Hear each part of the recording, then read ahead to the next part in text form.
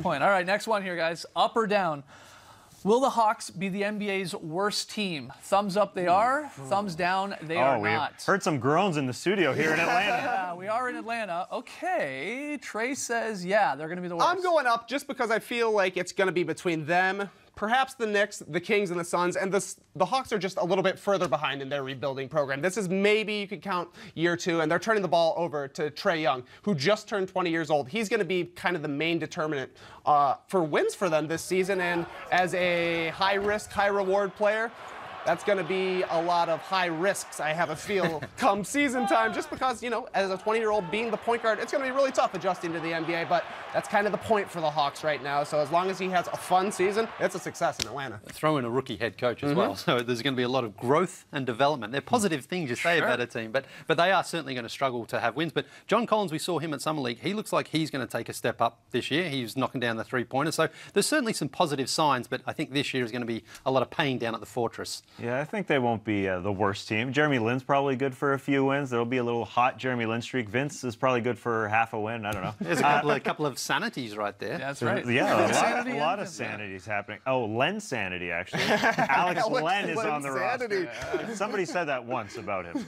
But, yeah, so there's a lot of sanities. Okay, but if it's not the Hawks, is it a team like the Magic? Is it the, is it the Suns? Kings. Is that a lot? Yeah, The Kings or Magic, one of them for me. Okay, and is that because, do you look to the West because, well, they're going to be playing a lot better teams night in and night out than maybe a team like the Hawks or even the Magic? And I'm talking obviously about the Kings here and the Suns. Does that come into play? I think that's a part of it, for sure. There are no pushovers out West other than the Kings and the Suns, probably. Yeah. But that's it. Yeah. I think as well, Bagley is going to be good there for the Kings. But again, they've just got so many young players and so many sort of misfit pieces that they just haven't been able to get it together for such a long time. I don't think they're going to all of a sudden turn it around overnight. I think they should be better than they were last year, but they're still a long way from challenging for the playoffs anyway. All right, next question here. Up or down?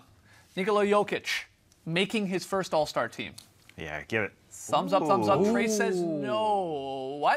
Let's start with you guys. Why is he, in your opinion, sort of like a lock to make it? I'm positive the Nuggets are going to have a good year. They're going to have that breakout year. They're making the postseason. I think Isaiah Thomas comes in that locker room and gives them a bunch of swagger. This team is just too good to not make the postseason. And you look up and down the teams that should make the playoffs in the Western Conference, and they're forwards. And Jokic is one of the top 7.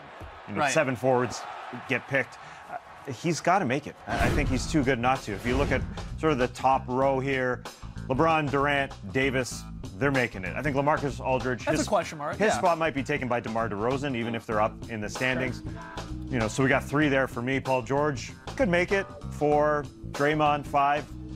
Towns, but I think Jokic should be part of it. He's in the mix, there's no doubt. But to me, he's going to be in the Damian Lillard spot where we're like, yeah, he's one of the top 6 or 7, but usually he happens to be 6 or 7. Lillard got left off the All-Star team 2 years in a row because his team, the Blazers, started really slow. That has been the case for Nikola Jokic so far in his career. He was great after the All-Star game last year, 21 and 11 with still 6 assists. If he can do that at the beginning of the season, for sure, he's a lock for the All-Star game. But if he comes out and again, like he has done in the first 3 seasons of his career and is a slow starter, then he's going to be behind the 8 ball when it comes to selection time. I think what does go in his advantage, though, is it's going to be the coach's vote that gets him in, and the coaches do respect his game. They know he's a modern big. He can step out and hit the 3. He's got great hands. He shares the ball. He can go down low and score. And again, it does come down to how well the Nuggets start. Trey's got a point there. They can't be, well below 500 early on. But I think they also want to reward Jokic because they do see how tough a matchup he is when they have to go against him. So I think that helps his case. He's obviously not going to get voted in above Kevin Durant and the LeBron and those superstar guys. I think the overlooked guy who's overlooked every year is Paul Millsap is starting healthy with that team. He should help them a lot. And Nikola Jokic is drinking less Pepsi this year. That's what I've heard. Good start. Good start. All right, final one here, guys, in up, down. Will the starters hit 50 wedgies this season? Will we do it? Will we do it again? We did it, what, 2 years ago, right? Yeah. Is that correct? Last year was horrible. We only got to 40. Everybody's positive Pete's. Sure. Hey, it's the first show of the season, man. Everything's positive. It's going to be a great season. I think we're going to break the record. We're going to get 53 wedgies this year. Wow, 53. I'm going to have some beautiful wedgies. Yeah, but beautiful wedgies, yeah. I mean, we should get more wedgies. It feels like there's a lot more like 3-pointers every year. More and more 3-point shots going up, and that sort of helps your wedgie chances. Then what happened last year? Well, I don't know. It's the down year. I'm not sure. Down year. They didn't juice the balls last year. 2 years before the balls were juiced. This year, juice it again. All right, we got off to a slow start too last year. Yeah, that's fine. Will we get to 50? Let us know. Hashtag the starters. All right, when we return, our NBA season preview. It steps into the crossfire. Oh, yes. We're going to debate the NBA's best rivalry and a whole lot more. It's Tass versus Skeets. Here we go. Starter's best rivalry right there.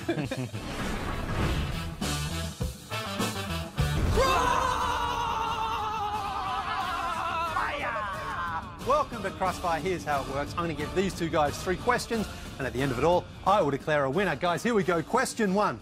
There are so many things that makes this league of ours the best in the world. The players, the teams, and of course, the dramas. But what is the best rivalry in our league? Here we go. Well, in today's NBA, where seemingly everyone loves each other, it's nice to have some real animosity between two teams, which is why I'm going with the Wizards and the Celtics. They dislike each other, and I'm all here for it. We've had Smart and Beal get into it before. John Wall got booped on the nose. We had the funeral game. And oh yeah, we got the Morris twins, one on each team. Markieff Morris already saying that the Celtics are not better than the Wizards. I love it. I hope they meet again in the playoffs. I love a good boop, but I think Joel Embiid versus anyone is the best rivalry in the game. He called out Aaron Baines' man bun. He called out Mo Bamba in the preseason even. He made Hassan Whiteside disappear from the NBA circle last year. Andre Drummond, when he fouled out, having fun with his crowd there. Even DeAndre Ayton, when he was drafted, Joel Embiid called him out. Before he stepped onto the floor, he said, "Don't compare Ayton to me. I play defense." And the best part about it, he backs it up. Joel Embiid versus anybody. Interesting. Good answers, good answers. Okay, question 2. The NBA also loves a good redemption story. Seeing a player who is down and out make a comeback to the league and be a contributor on a team. Who will have the best comeback story this season? Here we go. I'm cheering for Isaiah Thomas in Denver. And I think he'll have a comeback story, not so much for his play, but I think his reputation will be rehabilitated because that locker room is extremely quiet. Mike Malone said you could hear a pin drop in that locker room, but since he's come there in training camp already, you just hear him yapping. I think his swagger will help them get back to the postseason. There'll be a lot of stories written about Isaiah Thomas helping them on the court, but also in the locker room. Go IT. I'm not saying this just because it's Canadian Thanksgiving. Happy Canadian Thanksgiving. But I'm going Andrew Wiggins for comeback story of this season. Wiggins Island is the new Waiters Island, all right? Everybody got off of Wiggins Island. They were gone. They gave up hope. I don't give up hope. You know, it's going to be a new situation there in Minnesota. He's got his max contract. Now is the time for him to really show up and prove that he can be a star player in this league. I think he can get back to being that 23-point-per-game scorer. Hopefully he adds a little defense to that as well. But I'm ready for Wiggins to turn this around. Okay, here we go. You're skeptical. I'm skeptical on Canadian Thanksgiving. I won't call you out, though. Okay, question 3. When the games aren't being played on the court, there's a competition going on offline, but on our devices. So who is the league's social media MVP? Here we go. Well, Tass sort of basically already said it. Joel Embiid is the king of social media. He's good. Case closed. And enjoy it now, because in a couple years, everybody's going to hate him. You can see it coming. But look at this guy's summer. Stepping to Ronda Rousey. Had some fun as a tourist Is that in Photoshop? Paris.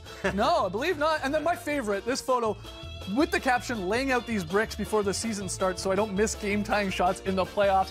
Hilarious, self-deprecating. I go with Embiid. He's great, but I think the king of the league, LeBron James, also the king of social media. He will speak out on any issue whatsoever. Also, he has great reach. Look at that stat. More Twitter followers than basically everybody combined. Also, engagement. We know social media is about engagement, and LeBron James leads the league in engagement. What does that even mean? I have no idea. I have no idea whatsoever. Well, you can engage with the championship Wow. belt. That's a great start to the year. Well done. Amazing. It's going to be a great year, beautiful belt. Good win. Lots more still to come on the Starters NBA season preview. Don't go anywhere. Tonight on NBA TV, a little preseason action between the Wizards and the Knicks. That one gets underway at 7:30 p.m. Eastern. But coming up tomorrow on NBA TV, it's part 2 of the Starters NBA season preview series.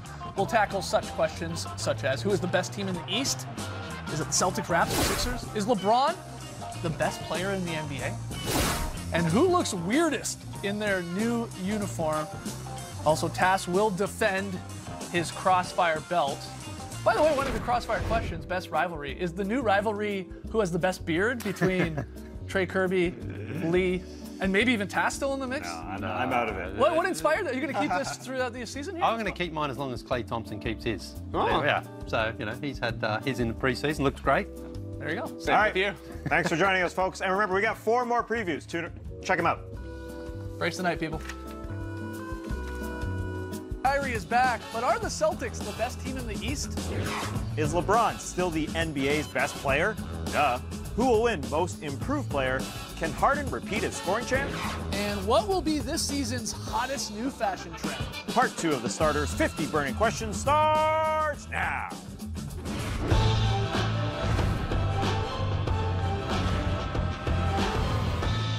Good evening, Sweet World, and welcome to part 2 of the Starters NBA season preview. I'm J.D. Skeets, and alongside me, as always, that's Tas Melis. Thank you for joining us. To his right, the international man of mystery, taking it to the max, Lee Ellis. Friend. Lele, and last, certainly not least, down yonder, that's the bearded one. That's Trey Kirby. Hey-o! Hey-yo! All right, we're continuing to tackle our 50 burning questions about the upcoming NBA season. If you missed part 1, well, you missed 10 questions. Go catch that on YouTube. But we got 40 cues to go here, so let's roll right in to question number 11 overall. It's a good one.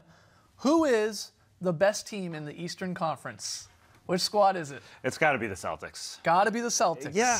Even though the Raps won 59 games and have Kawhi Leonard on their team, I think they had a better offseason than people are giving them credit for, because Kawhi, I think, will be Kawhi again. Just look at that Celtics starting 5. Just look at those 5 guys. They can all handle. They can all shoot. They can all pass. They're just so skilled, with a great coach, with some continuity from last year. They had the best defense in the league last year to go along with this great offense I think they'll have this season. And that was with only 4 returning guys last year. The biggest question for Brad Stevens is trying to get everyone shots and everyone minutes. Yeah. Because last year they were obviously short-handed for so long, and they got to the conference finals and really just fell 1 game short. That's a now, good problem to have, though, fantastic, because especially in today's NBA, someone's going to go down with an injury. Yeah. Hopefully not Hayward or Irving again, but someone will at some point. And it is a good problem to have, but remember, everybody wants to go and get their minutes and get their looks. A guy like Terry Rozier, who was very good for them down the stretch, he's going to take a big step back this year, so how he handles that is going to be a test of him and a test of Brad Stevens. But I agree with Tas. I think the Celtics are the best team in the East until someone can knock them off now that LeBron's gone west. Yeah, I would agree. I do think that, though, that the Sixers could possibly make a jump. Just because they have so many young guys who are such key pieces for their teams, it really takes me back to, like, the Oklahoma City Thunder. They lost the first-round series once they got Ibaka and Harden, and then once those guys have been in the league for 2 years, Kevin Durant was in his 4th year, they went to the finals. You never know when guys who are this talented, this young, are really going to click and learn how to play well together. Fultz and Sarge are the keys. Those are kind of the Harden and Ibaka of this team, with Westbrook and Durant being obviously Simmons and Embiid. If those Simmons and Embiid take a step forward and Fultz and Sarge are able to do even more this year, I think it's possible the Sixers could end up the best team. We just kind of wouldn't see it coming. Fultz has looked good so far in pre-season. He's obviously been working on his shot, stepping out. He couldn't look much worse. I'm sorry, but he could. No, but you know what was important? Actually, just seeing the confidence with him out on the court, which is really important, because that shot looked so ugly last year. And if he can be the #1 pick that they thought they were getting in 2017, then that is a huge upgrade for that team. With apologies to Bucks fans, maybe Pacers fans, even in the mix, it does feel like a 3-team race here, right? For the best team in the East. Celtics, Raptors, Sixers. I will make a case for the Raptors, because I think if Kawhi is Kawhi of 2 years ago, well, then that's the best player from all of these teams. Hands down, that would be the best player in Kawhi. You know, you talk about the Celtics' depth. The Raptors are right there. This is still a deep squad. They have a lot of guys that can play solid minutes for them. A couple different looks we'll probably see from Nick Nurse, the new head coach.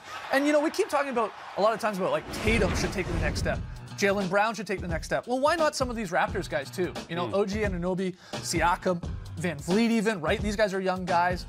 You know, the one knock is they got a rookie head coach. What does Nick Nurse do with the squad? Brad Stevens already considered one of the best coaches, so that's a little plus there if you're in the column for the Celtics. But I think it's going to be a tight race there for the #1 pick. I don't think either of these teams is going to run away with it. Yeah, I don't think the Raps are going anywhere after winning 59 games. I think Kawhi will be back to Kawhi, the 3rd best player in the league a couple of years ago. I think he just loves basketball too much to sort of just fade away. He's just such a good basketball player. And yeah, I agree. I think they'll have the best player in the Eastern Conference. It should be them and the Celtics to me. And I think a lot of people look at this Raps team and say, oh, they're kind of like the Hawks from a couple of years ago when they won 60 games. They had their chance last year and they're just going to fade away. But I think they're different now because Kawhi Leonard is there. Yeah. So they've got a sort of a rejuvenated core top of their roster instead of just running it back with DeMar and Kyle again. By the way, Cavs forward Tristan Thompson, he might have something to say about all of these picks. They're still the Eastern Conference champs, the Cavaliers. Taken away from them. He's not wrong. Technically, a few months. He is not wrong. All right, let's hear from you guys. Jump on Twitter, #TheStarters with all of these questions. Our next one, it's an award-based question. Who wins Most Improved Player of the Year? Let's just show you our picks right away, and then we can break them down. We got 2 Pelicans here. from Trey and Lee. Trey has Drew Holiday. Lee's got Julius Randle, the new Pelican there in New Orleans. Tass goes Miles Turner, and I go with Aaron Gordon. Some trendy most improved picks there. I think we would all agree. But let's start with you, Trey. I think yours is the most surprising. Why Drew Holiday for MIP? Honestly, I would be surprised if Drew Holiday actually wins MIP this year. He's going into his 10th season. He would be the second oldest guy to ever win MIP behind Daryl 10 Cups of Coffee Armstrong. But after a really solid regular season, he came into his own in the playoffs last year. 23 points a game, 6 rebounds, 6 assists, 51% shooting. His usage rate went up, and he really put himself back on the map, I think, as a guy who can be in the top tier of point guards. He's been a solid player. Early in his career, he was an all-star, but last year, seeing the way he played when the Pelicans were playing fast, it looks like he can make another minor jump. This would be a guy going from solid to star, and I think that's possible for Drew Holiday. Solid playing to very faster. solid. No, that's you. That's you. Stay out of here. You go with Randle. Yeah, I'm going with Julius Randle. I think this is a really good opportunity for him in New Orleans because he had a pretty good season last year for Los Angeles. 16 points, 8 rebounds on 56% shooting, but it was kind of lost because the Lakers were so bad. Now he gets an opportunity next to Anthony Davis to really highlight his skills. I think he's a good passer. If he can develop some sort of a three-point shot, then that really opens up his game a lot as well. So I don't think his numbers are going to jump off the screen like they were last year from 16 and 8, but I just think he might have more impact and more people might notice what he's doing on a team that should be in the playoff hunt. All right, a couple good picks there with the Pels. I like Miles Turner of the Pacers to take a jump because he's been in the league 3 years. Had some injury problems last year. He has not lived up to expectations in a league that should be his. The league should be eaten out of the palm of this guy's hand because he's a big that can defend on the perimeter. He can shoot the three ball. He should, he's quick. He is an athletic big. That being said, he hasn't been right, and I think what's different from last year to this year, when I picked him to be most improved last year, is that he's getting cut. He saw what Victor Oladipo did last year and how he transformed his body. It worked for him. And Miles Turner, I think, just saw that and said, okay, I'm going into a contract year. Another reason why he could be most improved player. He got all cut up, and he saw what it takes to improve from Victor Oladipo. I think Victor Oladipo had a huge impact on that team, the way he just took control of that team. So I think Miles saw that. Going back to back with the Pacers for most improved. Sure. Very, very. I'll go Aaron Gordon, as I said. It's sort of similar, I think, in ways to Turner. He just turned 23. He's going into his 5th NBA season. He's secured his bag. He got paid 4 years, $76 million during the offseason. So he's the face of the franchise for the Magic. And he had career highs in scoring and rebounding, assists and steals and all that, but his efficiency took a hit last year, so he's got to get that back. But you remember, the first 20, 25 games last year, he was on fire. And then injuries caught up to him. He had a concussion, then he had a calf sprain, he had a hip flexor. That really took, some shine off his solid start to the season last year. So if he can, come out of the gate hot again and keep that going, maybe even get the Magic sort of at least in the weird playoff race where that is the Eastern Conference. I don't think it's going to happen, but it's the East. Doesn't take a lot of wins. He might get some play there for most improved. I'd like to see him take it to the next step, and I think they expect that from him. Well, they obviously with money, the contract and just being the face of the franchise. Because remember, they were kind of dangling him in trade talks as well. Yep. So it was quite a turnaround to then give him that big contract and say, we want you to be the guy who delivers for this team. And he's playing the right position, which helps. That's absolutely right. All right, next one here. Question 13 overall. Which player or team has the highest worst of the year potential? I turn to you, Tass. We hand out worst of the week every week, and then someone gets the worst of the year. Who's got the potential this year? Yeah, the dishonor this year. Here are my top 3 picks. I think there's a few teams that could definitely take it this year. We'll start with the Washington Wizards. They had a tumultuous locker room last year, and then they added Dwight Howard and Austin Rivers to that mix. Could it be worse than last year? I don't know. I don't necessarily think so, but it could. There's a possibility. The Lakers, a bunch of characters, as we know, Lance, JaVale, Rondo, and this has already happened in the preseason. Look at Rajon Rondo on the bottom of the screen. This is the preseason. He's not letting other guys high-five. I think they'll be all right in the locker room, but this kind of stuff, you can win worst of the year for that kind of stuff. And the Sacramento Kings also get a vote just in case Vlade Divac decides, hey, we're going for it, and trades all his young guys for somebody in his 30s that isn't really going to help them. They could win worst of the year for that, and I could see Vladdy taking a chance. They've won it before, the Sacramento Kings have. 3 options: Wizards, Lakers. I don't think the Lakers are going to be bad in the locker room because LeBron will control that, but maybe on the court. And then the Kings for off-the-court front office stuff. Wow, well, the Kings would be the first ever to win worst of the year. Twice. Because they won it a couple of years ago. Okay, so it's in play. Do you like one of those teams more than the other? Yeah, I think the Lakers for me, but there could be some comedic genius out of that team as well. I mean, I think we're just going to see every day there's going to be something worth watching, whether it's in the locker room or on the court or on the team plane. Who knows? Do you prefer calling them Mud or the meme team for that Lakers bench? I mean, I feel LeBron's like called we them have Mud. a little ownership over Yes. the meme team, but it's too good. It's so much better than Mud to me. And plus, JaVale McGee came up with it. It's perfect. All right, let's hear from you guys on Twitter, #TheStarters. Who do you think has that worst of the year potential? Who just screams it to you? We got to take a break. But when we come back, the burning questions, they continue, including whether LeBron is still the NBA's best player. Don't go anywhere.